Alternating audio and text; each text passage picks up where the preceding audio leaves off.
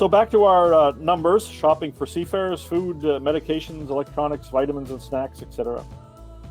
Ship visits. What other services are your local staff regularly providing? Friendly conversation, pastoral care, religious services, SIM cards, mobile Wi-Fi units, general information, all sorts of other things, sort of regular things that are happening on in ship visiting, no doubt. Do you take health precautions when ship visiting? So 0% said no special precautions. Obviously, everyone is quite aware of coronavirus. Gloves and masks, social distancing, staying at the gangway only. That's quite a big one still. Not going aboard. So if you put 49 plus 19, I mean that puts you a pretty big number of those who are doing some ship visiting. Of note, obviously, this is 83 responses out of the 101, meaning that the last 18 groups don't do any ship visiting. They're in those ports where no ship visiting is allowed. So of the 83 respondents that did respond, the vast majority are doing gloves, social distancing, staying at the gangway only, these sorts of things. And then there's lots of other little caveats, little others, other things, and all of them are variations in one way or the other. Is your center open to seafarers? 39.8% said yes. A few don't even have a center, so it can't be open because they didn't have one. 20.4%, this one's interesting, we've chosen to close our center during COVID-19. And the interesting point is that it's happening now where some of those that were closed are opening just in the last few weeks. I know in Canada and a few other places now, things are changing, and figuring out ways sometimes to make those changes is important. I want to come back if he's still available and would like to comment.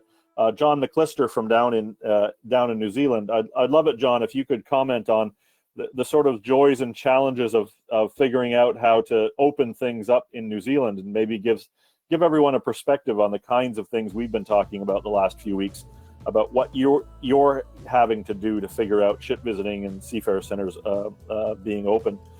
John, would you like to give a comment, or you can ask a question too, but give a comment? You can just raise your little hand. I would love to open up your microphone and hear from you. So this is John McClister from New Zealand. And unmute yourself. There you go. Hi, John. Can you hear me okay? Yes, sir. Yeah, we're in an interesting situation here because quite quickly into the lockdown, New Zealand made us essential workers, and what happens is some ports took that up and some ports didn't.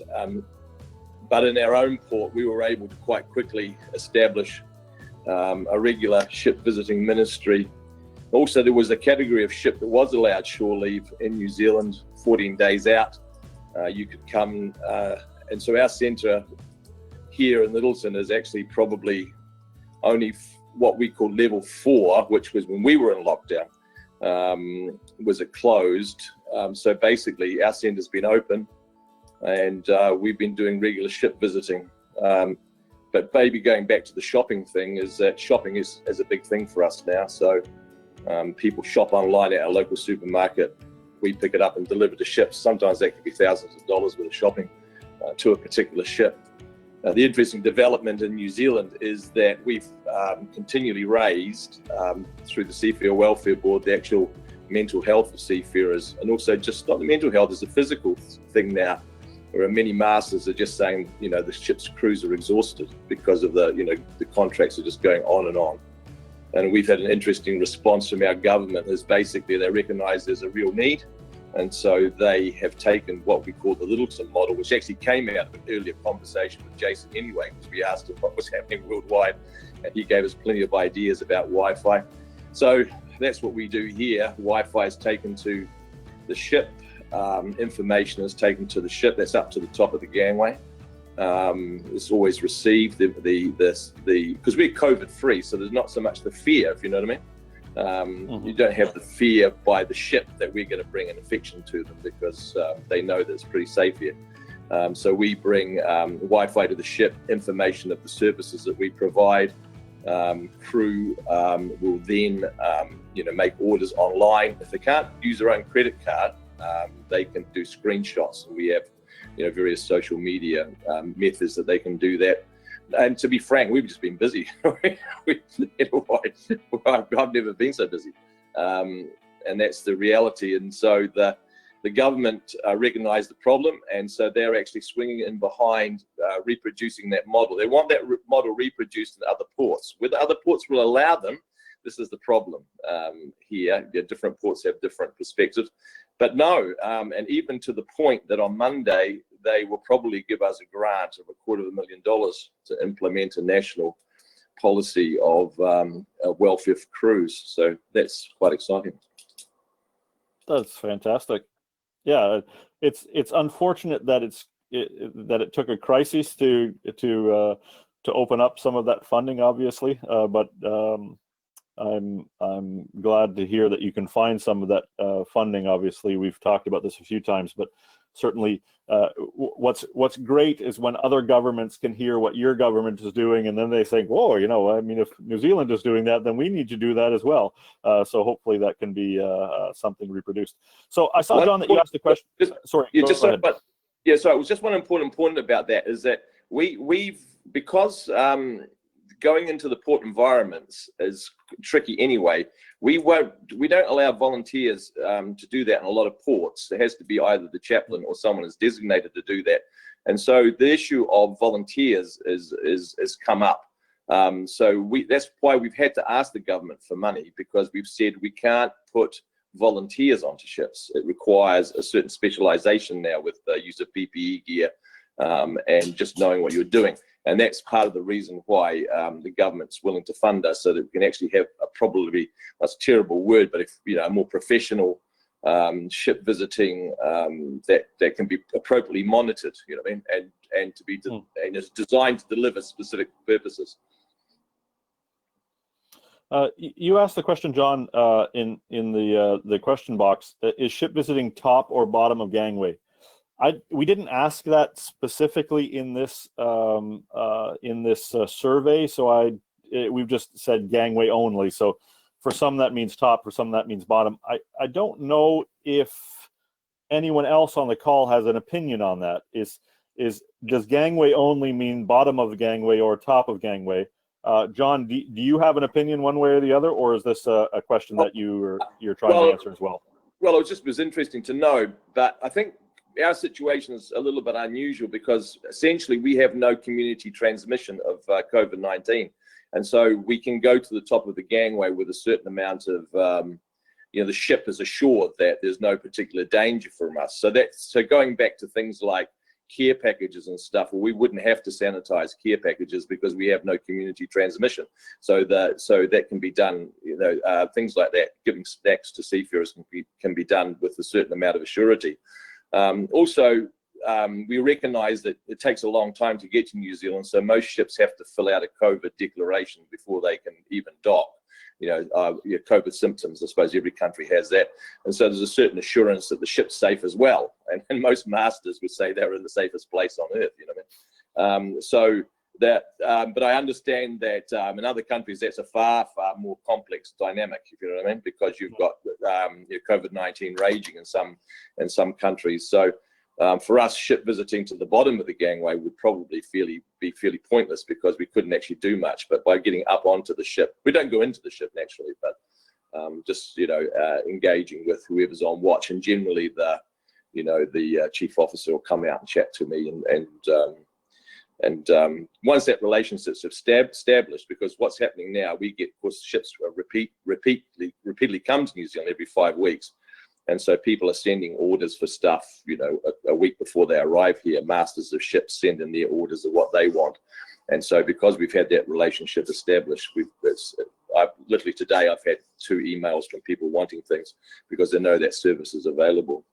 But I was just interested because one of the interesting things that we're discovering is that particular organizations have criteria. Do you understand? You know what I mean? Like the international organization has a criteria that they're asking their seafarer ministries to follow in New Zealand, but that's not the criteria that the government has now.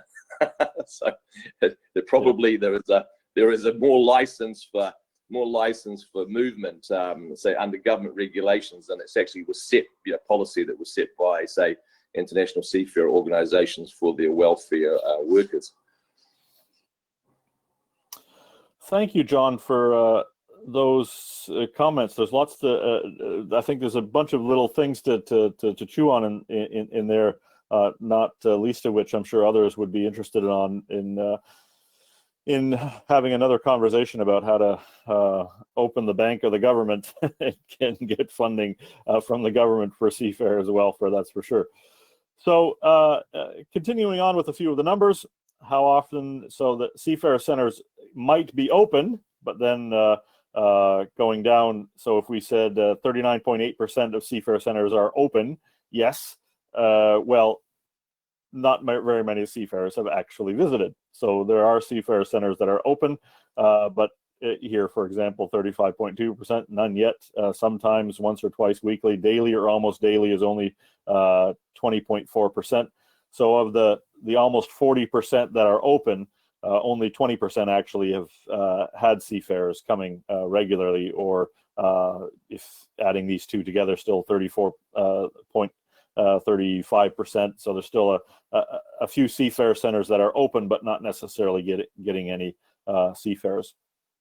What do seafarers do when they come to your center? Pretty regular things: Wi-Fi, religious services, gift shop, food or drink, sending money, currency exchange, other information, and all sorts of other little things that seafarers do. So when they do come, they seem to be using similar services to what they're used to. Are you providing transportation to seafarers? Here, this is quite interesting. Some ministries obviously don't have vehicles. It's not part of their ministry, or seafarers can walk directly to the Seafarer Center. But an important big one, this big orange one, no, we are required not to. So the government or the port is saying you can't do it. In a similar number of cases, no, we've chosen not to during COVID-19. Only 20.5 are actually transporting seafarers. This is this is one part of the transportation answers. We sort of split them up into two. Different people got to the transportation question in a different way. How often do seafarers use your transport question? This corresponds again to whether you're even offering it. And then where do you actually transport them? Here, there's just a few responses in this one, which we'll circle back to in just a moment. And then, do you take health precautions when you're using your vehicles? In these responses, yes, sanitizing between uses, masks and gloves, these sorts of things. We had to split the transportation questions up. People got to those questions in different ways. So the bulk of the answers come here. Are you local staff offering transportation to seafarers? Yes, we're offering it. But how many people are actually availing themselves of it? So we offered in 60% of the cases. In this is about half of the responses here, by the way, 56 responses. How often do the seafarers use your transportation service? 17.6% of this 60% are using it daily or almost daily, or once or twice a week. A few more, sometimes a few, and none yet. Still a pretty big number. Where do you go? Half wherever they want to go, but some to the center only. And there's a few other interesting responses here about local restrictions. And again, mirroring the above list, again, mask and gloves, socially distant seating, sanitizing between visits, etc., are things that people are doing in their seafarer centers and in their vans. When you're in the seafarer center, again, similarly, masks and gloves, socially distant seating, sanitizing between visits, restricted use of restrooms, these sorts of things. So each seafarer center is sort of is very aware of rules and are implementing rules. But where do they get them from? Health precaution sources. From our society's head, lots of them. From our governments, quite a few. From our local governments. And then through a number of others have been even more precise about where they're getting them from. It's an interesting mix of local, provincial, national, international rules, things coming from head offices like ICMA or from the Mission to Seafarers or other groups where they're getting these from.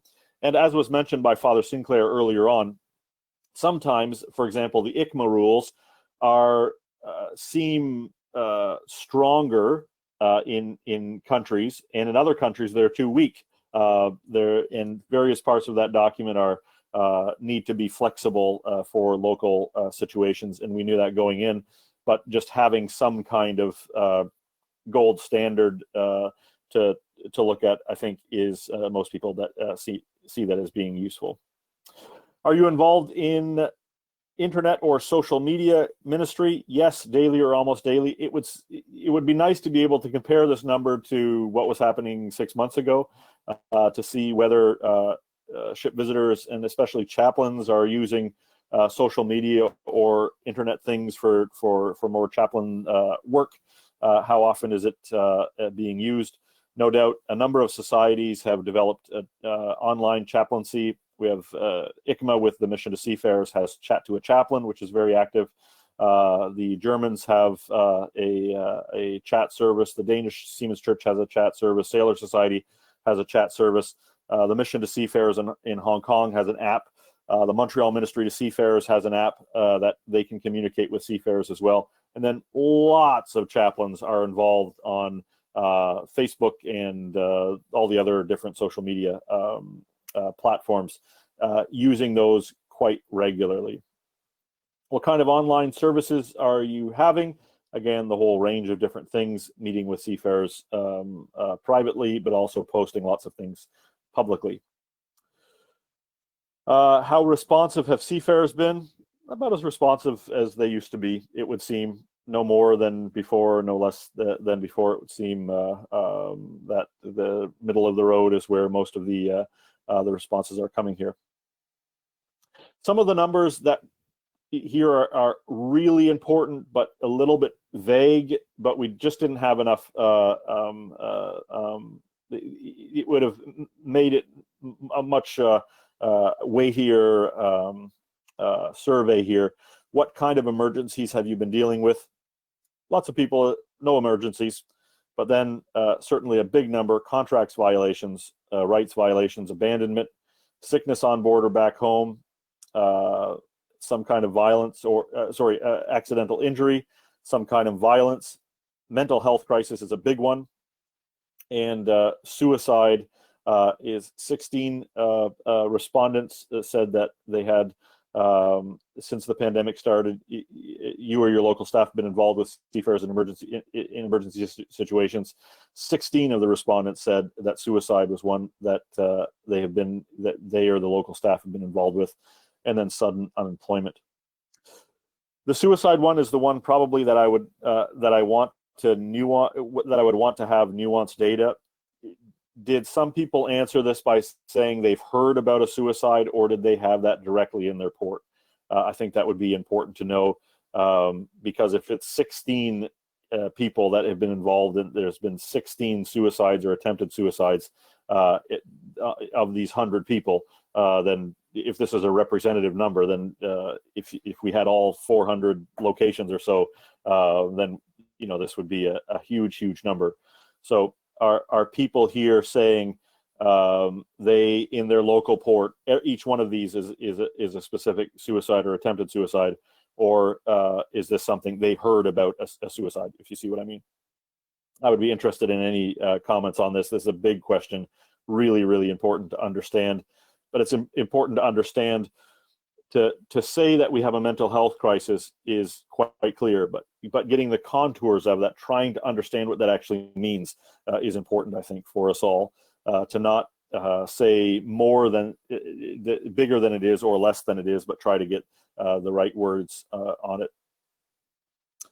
The next section of this has to do with extraordinary funding, so new funding, emergency funding. Yes, almost half have gotten emergency funding. Another group has tried to get emergency funding and has not been able to do it, and only a small group said we don't need extra funding. And some of that is because they is not that they don't need it because some people have just closed. They don't need it because they don't have any actual operational expenses now during the time of coronavirus. So as soon as they're allowed to open up again, they'll have funding needs, which could be the case of some of this group. So where did you get your money?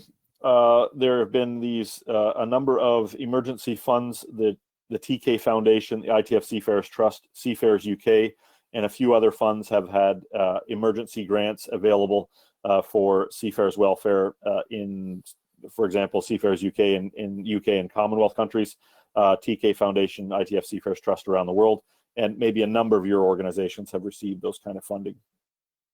Where if you didn't get that funding, would you be able to continue to offer the services you're offering? A number of groups have said that emergency funding has been critical to continuing our work. Then the last bit of this, some general answers. These are great to scroll through just to find hidden gems about people that have special comments that just fall outside of the questions above. I think it would be interesting for you to scroll through those responses about new strategies, about new ways that you're ministering to seafarers, and other challenges that come because of coronavirus. I would really encourage you to scroll through those to just find those hidden gems among the responses that are there. Some of those might be the most important comments, things that we just didn't ask or didn't see in the overall questions. So we're coming to the end of our hour together, and I'm wondering if there is anyone who has any further comments or questions on what you saw. So Father Ian in the question box pointed out again in Panama, he had one case of a seafarer struggling with suicidal thoughts, and one call out to a vessel where the chief engineer, quote unquote, disappeared at sea. Whether or not that was a suicide or some other reason is always challenging to understand when there's no note or when there's seemingly no other reason. You don't really know what to say. I'm wondering if anyone else has any comment or question. If you put up your hand, I'd be happy to open up your microphone. We have a few minutes left, so it'd be great to hear from anyone who hasn't had a chance to give their opinion on the questions or comments. I'd be really interested to know, are there things in this survey that don't make sense or things that you really wanted more information about? Now is definitely the chance to ask. So I have Ida McRae and then Andrea Minkin. If you could say where you're from. Ida, I'll open your microphone up. Go ahead, Ida. Hi, how you doing? Can you hear me? Yes, no problem. Okay. I have a couple of questions. And the first is, we are doing an awful lot of purchasing for the seafarers. We had one ship where we actually did $9,000 worth of supplies, most of them being electronics. In the other centers, are they charging fees for doing this, or are they asking for substantial donations, anything like that? It's a lot of work for the chaplains. We're going back and forth on the Facebook for the orders, and we're getting together all the chaplains on Monday to discuss all of this, because some of the chaplains and the board members feel that we should be charging a fee for this service. So I'd like to know the comments from other centers. Thank you so much, Ida. So I invite anyone, if people can put in the question group Does anyone charge a fee for doing the shopping? Or you can say, no, we don't charge a fee, or yes, we charge a fee, if you want to put that in there. And I can report those back to Ida. And Ida, we're doing this, I'm doing this again tomorrow morning, and that's a question I'll ask the group tomorrow morning as well. So I can get, I'll get back to you. And I believe Andrea Menken, you had your hand up. We have just 2 minutes left. Andrea, would you like to ask a question? If you put your hand up, I'll know that you would like to ask a question. There you go. So we just have a few minutes, but hello, Andrea. Hi everyone. Thanks. I'll make it quick. I'm a board member and volunteer of one of the Hamburg Seamen's missions, and currently in Panama, and a volunteer here too. So I'm in both countries, and unfortunately I haven't been ship visiting here yet because the volunteers cannot go on board. But I'm in very good contact with Ian, so he always lets me know about what's going on. And my two questions are, I think the colleague from New Zealand said that he brings Wi-Fi on board. I'd like to know what this exactly means, because is it like he brings SIM cards, or is it like the port allows Wi-Fi for the ships? That's something I'd be interested in. And then mental health has been an issue before COVID, and I think now it's a possibility to become more aware of it. And of course, the situation is harder now. And I would like to know if ICMA or whatever organization couldn't take the chance to like do a survey on that, like quality survey, maybe even with the Seafarers. I don't know if they would be open to that, but I think this is the chance to sensibilize for the mental health issues of the Seafarers. Thank you.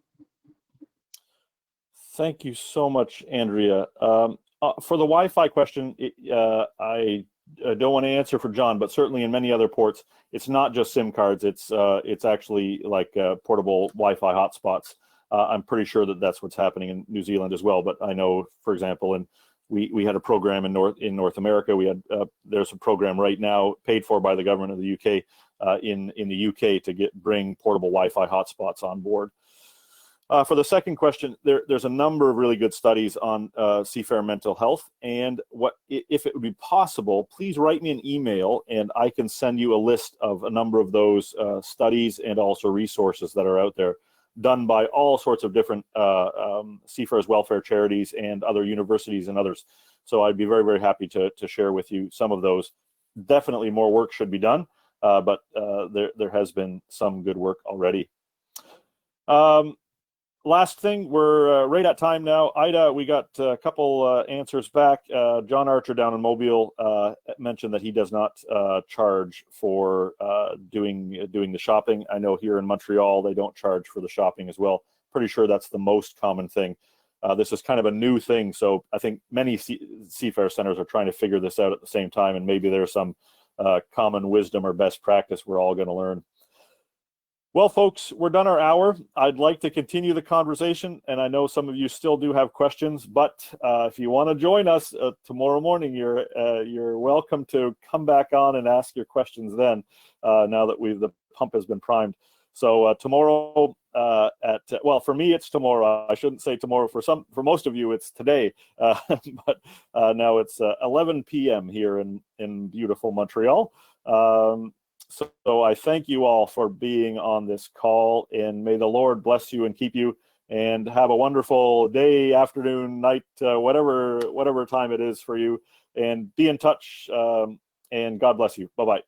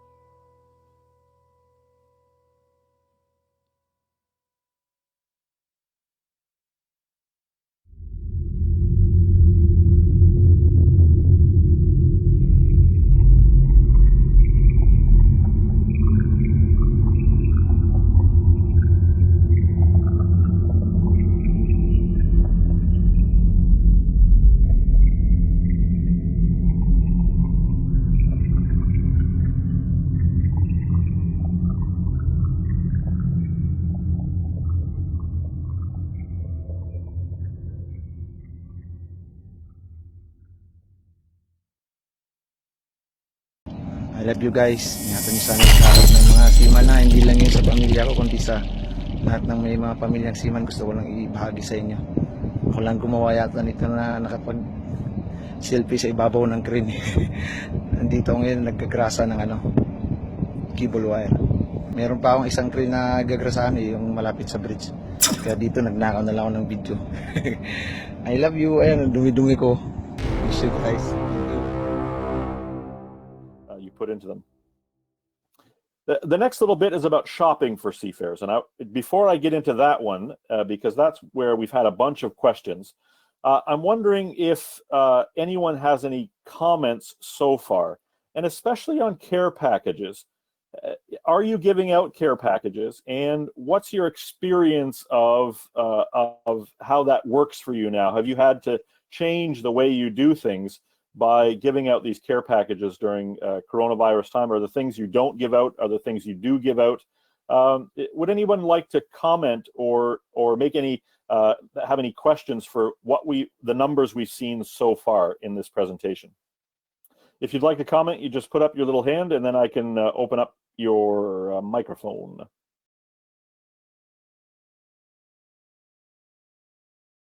Father Sinclair. Hello, Father Sinclair. Hey, Jason. I recently read the ICMA guidance for COVID ship visiting stuff, and bringing up this topic of bringing gifts or books or magazines. I found the document to be just like the gold standard, but in a negative way, to really wipe down magazines and sanitize magazines and make sure you have plastic gloves on and all those types of things.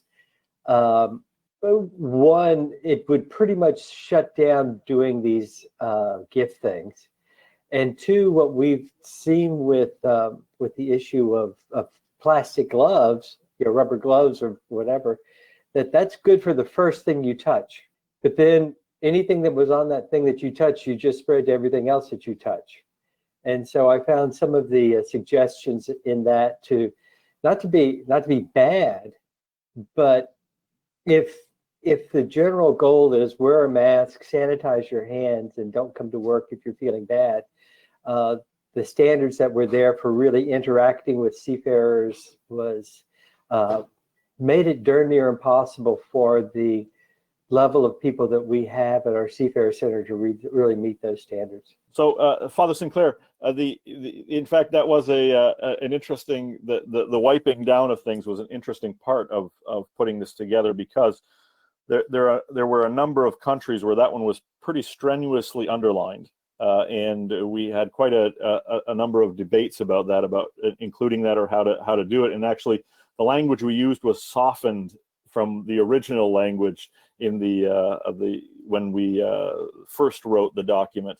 Already it's softened more as a recommended language than the sort of more straightforward language than was in a first version of that document. And indeed, I was one of the ones that was questioning it. Perhaps that's a North American question more than some other countries where they have a different view on this. So I'd be interested to hear from other people about their views on that particular topic. The other side, I've heard from different places as well about the transportation and opening of the Seafarer centers, that the ICMA document is too soft rather than being too hard. That in a few different Seafarer centers, the way the public health regulatory folks are dealing with it is they're saying that only one crew at a time, for example. In Montreal and in other places in Canada, it needs to be one crew at a time in the Seafarer Center, no more than seafarers from one ship at a time. And that's not something in the ICMA document. Right now, there's no that wasn't something that we viewed as important for that document. So indeed, it's a guidance. I don't think it's not some international law or anything, but it's guidance, and just something that then local people will have to modify. I think is just to be aware of it. So I'm wondering if anyone else has had any comments on this. Father Ian, you're back. I'm wondering if you can raise your hand. I'd love to open your microphone and get your perspective. Father Ian, how are you? I'm very well, thank you. Can you give your perspective on what Father Sinclair just said? Father Sinclair was saying something that I also had this opinion in the ICMA when we were putting together the ICMA document. I was saying, oh, that's it's fairly strenuous to have to wipe everything down. That it's very that's time consuming. And I believe in your comments, you said that when you give out care packages, you have to wipe everything down. Yes, I do. Yes, it is time consuming and all that, but the impact that I've seen, I mean, just the look on the faces of the seafarers when I arrive and I say, oh, there's a bag here of things for you and it's a gift, just to say welcome to Panama, makes the effort worthwhile. And I mean, as it is, we've got to wipe everything down when we come in from our shopping. In Panama, they're very, very strict on this. Sadly, the virus is running wild here, so we just have to be extra vigilant. So when we bring in the shopping into the house anyway, we wipe everything down with alcohol. So the bags of coffee that we buy, the bags of chocolates and things, it gets done with the rest of the shopping, if you know what I mean. The fiddly bits are the magazines, but it tends to be just the spine, the front and back cover, and the edges. You can do that in 30 seconds. It's not onerous, but again, it's something that is appreciated, and we are asked if there's any literature. Yeah, in Panama, since when have you been able to ship visit? I've been called out for emergencies in 2 cases. With 3 cases there have been deaths involved, and in 1 case there was a seafarer having suicidal thoughts. So I was able to use those emergencies as concrete evidence that we can do ship visiting responsibly. And on the basis of that, the Ministry of Health has now recognized that there's a parallel pandemic, which is a mental health pandemic that is hitting seafarers particularly hard. And so they've given me the go-ahead to restart ship visiting in a boundaried way.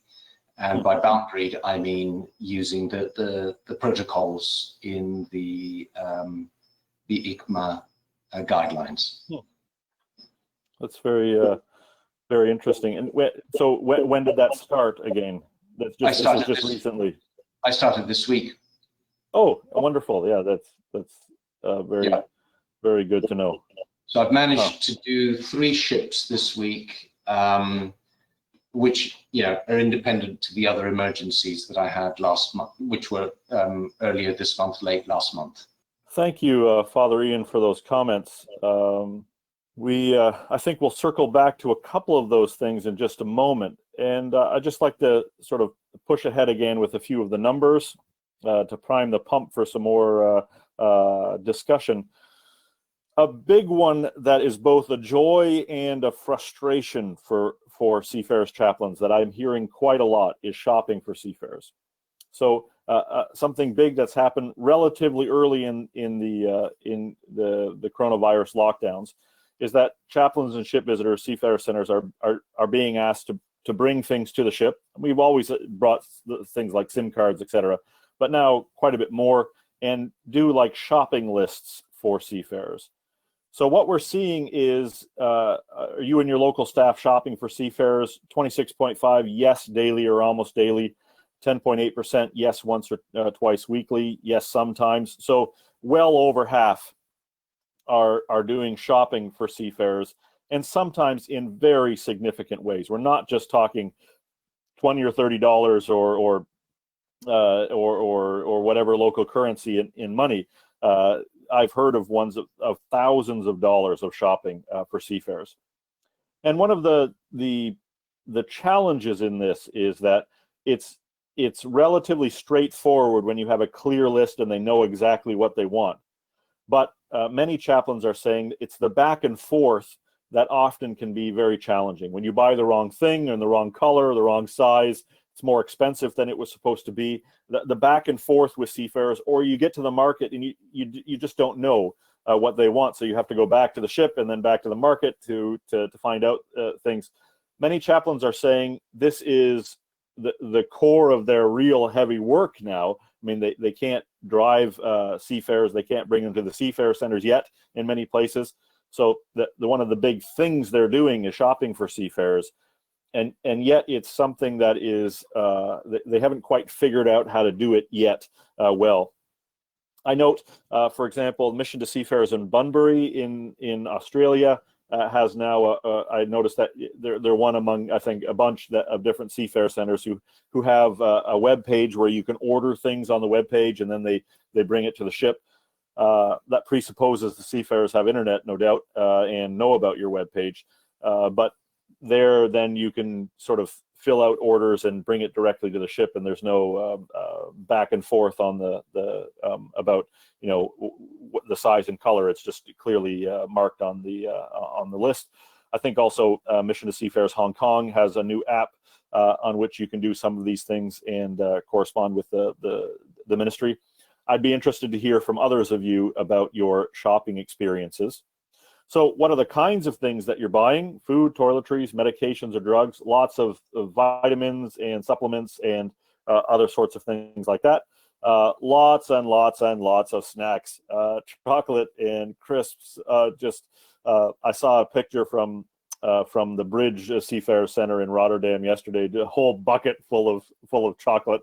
I think there's a lot of chocolate medication going into dealing with coronavirus lockdown. Another example I've used before, the local seafarers chaplain here in Montreal had to buy 120 full-size bags of chips, of crisps for a one ship. Junk food to buy for one little group of people, but I think it's again something that they're humans just like the rest of us. Having a little bit of junk food during coronavirus as a way of dealing with dealing with the lockdown and social isolation. So it's something I think of importance here. So I want to again pause right there, because this one is, I think, it's not controversial. Everyone is happy to do it, and yet it's burdensome. It's challenging, and I'm wondering if anybody on the call might share that sort of joy and challenge perspectives on this shopping for seafarers. I see Dave. Dave Hane, you have your hand up. Dave, would you like me to open your microphone? You can unmute yourself, Dave. There you go. Hello, Dave. Hello, how are you there? Yeah, thank you. Can you say, So, I forgot to ask everyone if you can say where you're from, what port you're in. I'm from Bangkok, Thailand. I'm working as port chaplain at Bangkok Port. So we are also here doing some shoppings for seafarers. But one thing we are alarmed now in Bangkok, we've seen 3 cases now involving seafarers repatriations. And we found out that there are seafarers who are being transferred from one ship to another, and they're stuck to a ship which they don't have any privilege at all. They don't have salaries, they're just stuck at one ship. So they are asking our help. So we are doing our assistance right now for these seafarers. So we are giving supplies. We ask cooperations with the union, port authorities to give supplies to these seafarers, and working with the immigrations and other government agencies here.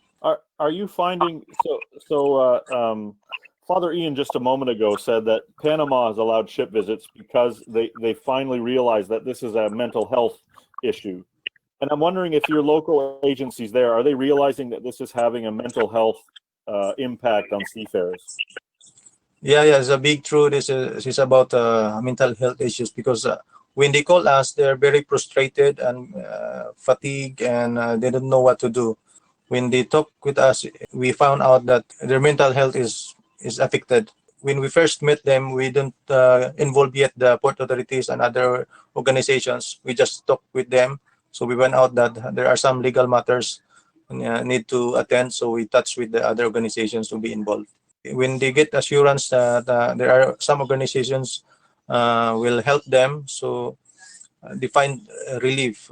They find it sort of hopeful for the situations. And one ship, most of the crew are now being repatriated and now undergoing a quarantine because it's required here in Thailand to undergo quarantine for any seafarers coming ashore. Okay.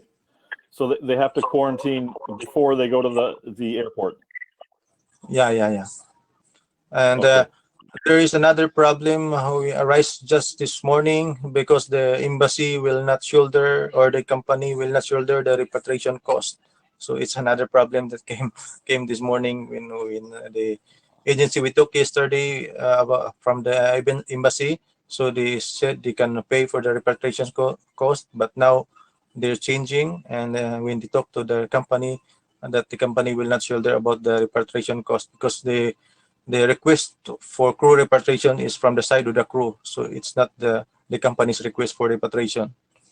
I see. So, but are they over their contract limits already? yeah. They're been there extended for about 3 to 4 months already. Maybe I might be able to put you in contact with some people. So if you write me an email about it, maybe I can send that on to a few other people who might be able to help. Okay, thank you. Thank you for those comments, sobering comments. It's every Tuesday and Thursday, for me, mornings, afternoon UK time, I'm on calls with the International Chamber of Shipping, International Transport Workers Federation leadership, and it's very frustrating because all of these the so many crew are way over their contract limits, and figuring out ways to get them home is very, very frustrating right now, because some of the major places where they normally would sign off are proving to be the most difficult places to sign off at. And the flip side of it is then so many seafarers now, the big humanitarian crisis of this all is so many seafarers now are at home and don't have new contracts and might not have contracts for a long time. And so might be in serious difficulty at home without a stable revenue source.